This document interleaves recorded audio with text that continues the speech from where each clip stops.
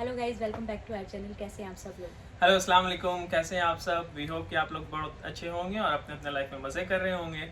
तो हम हमारे तरफ से आप सभी हमारे व्यूअर्स को रमज़ान रमज़ान मुबारक। मुबारक। तो आई होप कि आप लोग जितने भी रोज़ा रखने वाले हैं अपने अपने रोज़ा रख रहे होंगे। हम लोग भी रख रहे हैं रोज़ा। आज यहाँ पे 3 रोज़ा हो गया है। तो आज हम जो बात करने वाले हैं कि कनाडा आने से पहले आपको क्या क्या चीज़ें पता होनी चाहिए। तो चलिए शुरू करते हैं।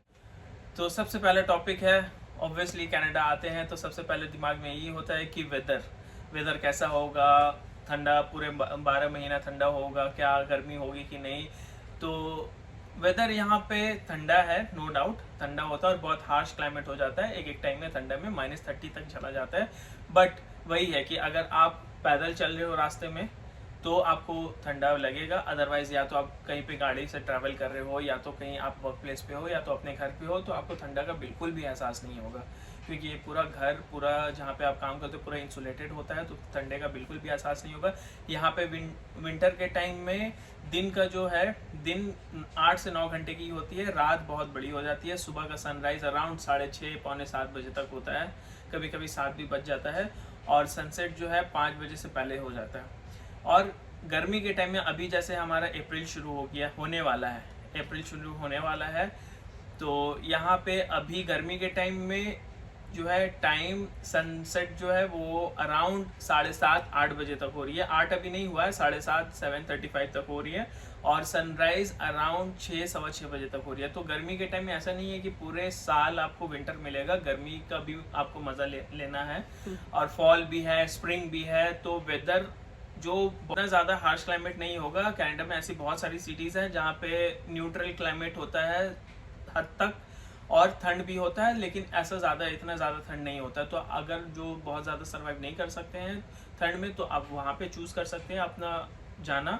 अदरवाइज़ अगर आप नॉर्मल हैं, सर्वाइव कर सकते हैं, तो आप कहीं पे भी आ सकते हैं। नेक्स्ट हमारा है स्टोर ऑपरेटिंग आवर्स। अगर आप शॉपिंग के लिए जा रहे हैं बाहर तो आप लोग को पता होना चाहिए कि जिस सिटी में आप रह रहे हैं वहाँ पे कब तक शॉप खुली होती है। वीकडेज में 8 PM तक खुला होता है और जो वीकेंड होता है उसमें तो वो 6 PM ही बंद कर देते हैं। ऐसे आप गूगल पे सर्च करके देख सकते हैं और उसी हिसाब से अपना डे प्लान कर सकते हैं। अगर जिम की बात करें तो वो भी जो वीकेंड्स है उसमें 6 PM पे बंद हो जाता है और नॉर्मल टाइम पे 10 बजे बंद होता है। बेस्ट बाय भी यहाँ पे 8 बजे बंद हो जाता है। डिपेंड करता है कि कहाँ सिटी के अकॉर्डिंग। जब आप बड़ी सिटी में अगर आप रह रहे हैं तो वहाँ 9 PM क्लोजिंग टाइम होता है और छोटी सिटी में रहते हैं वहाँ 8 PM तक सब बंद होता है। यहाँ के लोग हैं वो अपनी फैमिली टाइम, अपने आप को टाइम देने के लिए ज़्यादा प्रेफर। नेशनल हॉलीडेज में भी जो कैनेडियन है यहाँ पे वो भी काम करना नहीं पसंद करते हैं। एक्सपैट्रिएट जो है वही काम करते हैं। बाकी कैनेडियन जो है वो अपनी छुट्टी लेते हैं, रिलैक्स कर, अपनी पर्सनल लाइफ को बहुत ज़्यादा प्रेफरेंस देते हैं। तो थर्ड पॉइंट हमारा रहेगा क्लोथिंग। तो ऑब्वियसली आप पहली बार आ रहे हो कनाडा तो आपको ये होगा कि क्या कपड़ा लेके जाएं, कैसा लेके जाएं। बहुत सारे विंटर जैकेट्स लेके जाएं, विंटर गियर्स लेके जाएं। तो लेके आना है, ऐसा नहीं कि नहीं लेके आना है, बट यहाँ के हिसाब से लेके आना है। एक तो इंडिया या पाकिस्तान, जहाँ भी आप साउथ ईस्ट एशिया कंट्री से अगर आप आ रहे हो तो वहाँ का विंटर और यहाँ का विंटर में बहुत ज़्यादा फ़र्क है, ज़मीन आसमान का फ़र्क है, राइट। तो वहाँ के कपड़े यहाँ पे चलेंगे बट हार्श क्लाइमेट में नहीं चलेंगे, ठीक है। तो आपको बैग भर भर के कपड़े लाने की ज़रूरत नहीं है। यहाँ पे आके भी आप शॉपिंग कर सकते हो। प्राइस ऑलमोस्ट सेम रहता है, बहुत ज़्यादा डिफरेंस नहीं होता है। ब्रांड्स में प्राइस में बहुत ज़्यादा डिफरेंस नहीं होता है। तो आप यहाँ आके भी वही जो पैसे आप इंडिया में लगा रहे हो वही पैसे आप यहाँ पे आके लगाओ, तो यहाँ के क्लाइमेट के हिसाब से आपको कपड़े मिल जाएंगे। आपको एक तो ज़्यादा लगेज भी लेके आने की ज़रूरत नहीं होगी। और सेकेंड थिंग ये है कि यहाँ पे स्नो पड़ती है, तो स्नो जब पड़ेगी आपके कपड़े पे तो आपका कपड़ा गीला हो जाएगा। तो आपको लाइक जो पैराशूट कपड़ा का जैकेट होता है तो वो जैकेट अगर आप लेके आ रहे हो तो वो जैकेट सही है, बेस्ट है।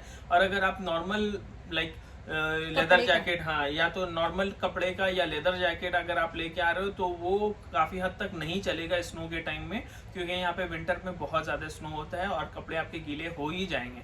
अगर वो वाटरप्रूफ जैकेट है तो फिर आप लेके आ जाओ और यहाँ पे भी आप आके खरीद सकते हो, उतना ज़्यादा कोई मारा मारी नहीं है। तो ये है क्लोथिंग का। तो उस हिसाब से आप अपना पैकिंग शैकिंग करना। अगर आपको बहुत ज़्यादा लगेज हो रहा है तो आप कुछ कपड़े छोड़ भी सकते हो, यहाँ के भी खरीद सकते हो। तो इसी के साथ चलते हैं अपने नेक्स्ट पॉइंट पे। नेक्स्ट हम लोग बात करने वाले हैं टैक्स की। तो टैक्स का यहाँ पे ये कोई भी सामान हम लेने जा रहे हैं यहाँ $10 का है तो उसमें हमें 13% टैक्स जो है इंक्लूड करना होगा, उसके बाद ही वो जो प्राइस आएगा वो हम लोग को पे करना है। इंडिया में लाइक ऐसा होता था कि जो MRP लिखा हुआ है उसी में सब चीज़ इंक्लूडिंग ऑफ ऑल टैक्सेस, है ना। यहाँ पे ऐसा बिल्कुल भी नहीं है। चाहे आप खाने जाओ या कोई सामान खरीदने जाओ, $100 की अगर आप सामान खरीदो तो वो एक्चुअली में $113 का है, $100 का नहीं है। तो यहाँ पे बहुत ज़्यादा कंफ्यूजन हो जाता है। एक तो ये होता है कि लाइक अगर आप कुछ खरीदने जा रहे हो, पसंद है, आप मान लो आपका बजट है $100 लेकिन वो चीज़ है $120 का, तो आप कहीं ना कहीं से जुगाड़ करके ये करके कहीं पे कटौती करके आप $120 उसका बोलते हो कि चलो $120 में खरीद लेते हैं। फिर उसके ऊपर आपको जब 13% टैक्स लेके आपका जो फिगर बताया जाता है तो बोलता है अरे ये इतना ज्यादा कैसे हो गया। तो वो जो हिट करता है ना वो हम हमारा पर्सनल वो एक्सपीरियंस है, राइट। वो एक काफी बार हुआ है हमारे साथ। तो हाँ, ये चीज ध्यान में रखना, कुछ भी हो आपको ध्यान रखना है। क्योंकि मैं अगर जैसे रेस्टोरेंट लाइन में जॉब करती हूँ, मुझे भी अगर कोई कस्टमर पूछता है कि ये प्राइस कितने का है, ये कितने का है, तो मैं उसमें उनको प्राइस के साथ साथ टैक्स जरूर बताती हूँ कि प्लस टैक्स भी होगा। ये तो हो गया कमोडिटीज टैक्स, जो चीज़ हम लोग खरीदते हैं। और एक दूसरा टैक्स है जो हम लोग पे करते हैं अपने सैलरी से, जो बहुत मोटा अमाउंट होता है अपनी सैलरी से पे करते हैं। यहाँ पे आप जितना भी सैलरी कमा रहे हो या जितना भी सैलरी आपको ऑफर हो रहा हो, नई जॉब आपको मिली है, आप आने की तैयारी में हो, तो ऑफर जो मिला हो वो ज़रूर आप एक बार गूगल में जाके टैक्स कैलकुलेटर में चेक करना कि ग्रॉस आपका जो इनकम है उससे टैक्स कट के आपके हाथ में कितना बच रहा है। क्योंकि यहाँ मिनिमम जो है ऑन एन एवरेज 25 से 28% टैक्स आपका बिल्कुल जाएगा ही जाएगा। ठीक है, 25 से 28% टैक्स आपका जाएगा ही जाएगा। जैसे जैसे आपकी सैलरी आगे बढ़ेगी, आप तरक्की में जाओगे तो टैक्स भी तरक्की करेगा। ठीक है, ज़्यादा से ज़्यादा वो 50% तक भी जा सकता है, आपकी आधी सैलरी लेके जा सकता है टैक्स। तो ये चीज़ का ध्यान रहे, सोच समझ के ऑफर एक्सेप्ट करें कि अगर आपको जो ऑफर मिल रहा है वो ग्रॉस सैलरी है, ना कि नेट सैलरी आपका। तो गूगल में बहुत सारा ऐसा टैक्स कैलकुलेटर है जिससे आप पता कर सकते हो कि आपका इन हैंड सैलरी कितना आने वाला है और उससे आपका खर्चा चलेगा कि नहीं चलेगा। एग्जैक्टली।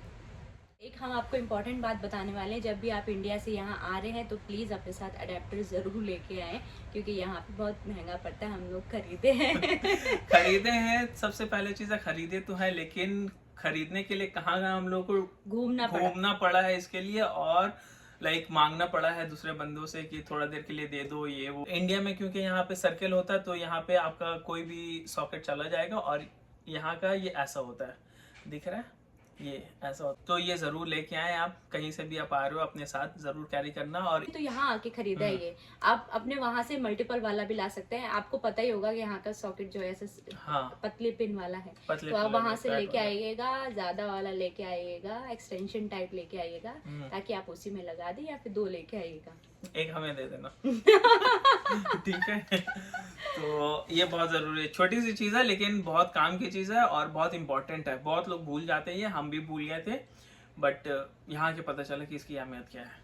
ठीक है, नेक्स्ट पॉइंट है हमारा DL एक्सट्रैक्ट। बहुत सारे लोगों को पता नहीं है कि DL एक्सट्रैक्ट क्या होता है, तो आप एक्सप्लेन करें। DL एक्सट्रैक्ट एक्चुअली आपका बैक होम कंट्री में अगर आपके पास ड्राइविंग लाइसेंस है तो उसका एक एक्सपीरियंस लेटर होता है जो गवर्नमेंट की तरफ से इशू होता है। इट मीन्स कि आपका कितने साल का एक्सपीरियंस है, कितने साल से आप गाड़ी चला रहे हो नहीं चला रहे हो वो बात की बात है। 2 साल अगर आपका ड्राइविंग लाइसेंस 2 साल पुराना है तो आपका DL एक्सट्रैक्ट बन सकता है। ठीक है, अगर आप गाड़ी चला रहे हो नहीं चला रहे हो उससे मतलब नहीं, आपके पास लाइसेंस है मतलब आप गाड़ी चला सकते हो। ठीक है, तो 2 साल पुराना अगर आपका लाइसेंस है तो आप DL एक्सट्रैक्ट के लिए अप्लाई कर सकते हो। वो ओरिजिनल कॉपी जरूर लेके आना है यहाँ पे। यहाँ आके इसका मतलब ये नहीं है कि आप लाइसेंस बनाओगे तो आपको गाड़ी लेने के लिए ही लाइसेंस बनाना है, नहीं। लाइसेंस का भी 3 लेवल है, G1, G2, G। तो G1 सिर्फ एक नॉर्मल रिटन मतलब टेस्ट होता है, थियोरेटिकल टेस्ट होता है। इसके लिए अगर बहुत ज़्यादा जानकारी आपको चाहिए तो यहाँ पे लिंक हम लोग दे देंगे, हमारा वीडियो ऑलरेडी यहाँ इस टॉपिक पे बना हुआ है। तो G1 के लिए आप जब अप्लाई करोगे, आप एग्जाम दे दोगे तो आपको एक मतलब कि एक आईडी कार्ड इशू हो जाएगा G1 का। तो वो आईडी कार्ड आपका कैनेडियन आईडी कार्ड एक बन सकता है। आप कहीं पे भी जाओगे, कोई सुपरमार्केट में भी अगर आप जा रहे हो, लाइक कॉस्को अगर जा रहे हो, कॉस्को का कार्ड बनाना होगा तो उन लोग एक आईडी प्रूफ मांगते हैं। और पासपोर्ट नहीं चलता है, as a passport ID proof नहीं चलता। हमारे साथ भी हमने एक्सपीरियंस किया, ये हमारा पासपोर्ट उन्होंने नहीं लिया था, कहा था कि कैनेडियन आईडी प्रूफ होना चाहिए। तो एक आईडी प्रूफ तो ये एक जीवन लाइसेंस हो सकता है, दूसरा आईडी प्रूफ आपका OHIP हो सकता है, जो कि ऑन्टेरियो हेल्थ इंश्योरेंस का जो कार्ड होता है, हेल्थ इंश्योरेंस का जो कार्ड होता है गवर्नमेंट की तरफ से जो मिलता है, वो भी एक आपका आईडी प्रूफ हो सकता है। वो भी आपको सर्विस कैनेडा में जाके अप्लाई करना होगा, लेकिन उसमें भी इसमें भी दोनों में सेम ही टाइम लगता है वैसे। तो कोई भी आप आईडी प्रूफ बना सकते हो, ये भी बहुत ज़रूरी है, क्योंकि यहाँ आके आपको बहुत जगह आपको अपना कैनेडियन आईडी प्रूफ चाहिए होता है, तो एक आईडी प्रूफ रहेगा तो अच्छा है। नेक्स्ट हमारा पॉइंट आ जाता है लैंग्वेज। जैसे कि हम सब जानते हैं कनाडा में इंग्लिश और फ्रेंच यूज़ होती है। फ्रेंच जो है वो क्यूबिक में बोली जाती है और ओंटारियो में इंग्लिश बोलते हैं। तो इंग्लिश आना भी बहुत ज़रूरी है, कोई आपके जॉब के लिए, आपके नेटवर्किंग के लिए, आप किसी से भी लिंक बनाएंगे या फिर किसी से भी अपनी कोई बात रखेंगे या फिर कुछ एक्सप्लेन करेंगे, तो इंग्लिश आना बहुत ज़रूरी है। उससे भी आपके जॉब मिलने के अच्छे चांसेस होते हैं। तो हमारा नेक्स्ट पॉइंट है credit record and driving record. तो ये दो अलग अलग पॉइंट है बेसिकली। यहाँ पे आने के बाद आपको अपना क्रेडिट रिकॉर्ड जो है वो बहुत अच्छे रखना है, क्योंकि यहाँ पे हर चीज़ में, कोई भी चीज़ अगर आप EMI में लेने जाओगे या कोई भी चीज़ अगर आपको कल हो के मान लो आपको कार लेनी हो या घर लेनी हो, तो उसके लिए आपको लोन चाहिए होगा। तो लोन आपको तभी मिलेगा जब आपका क्रेडिट हिस्ट्री बहुत स्ट्रांग होगा, राइट। क्रेडिट हिस्ट्री मेंटेन रखना बहुत ज़रूरी है।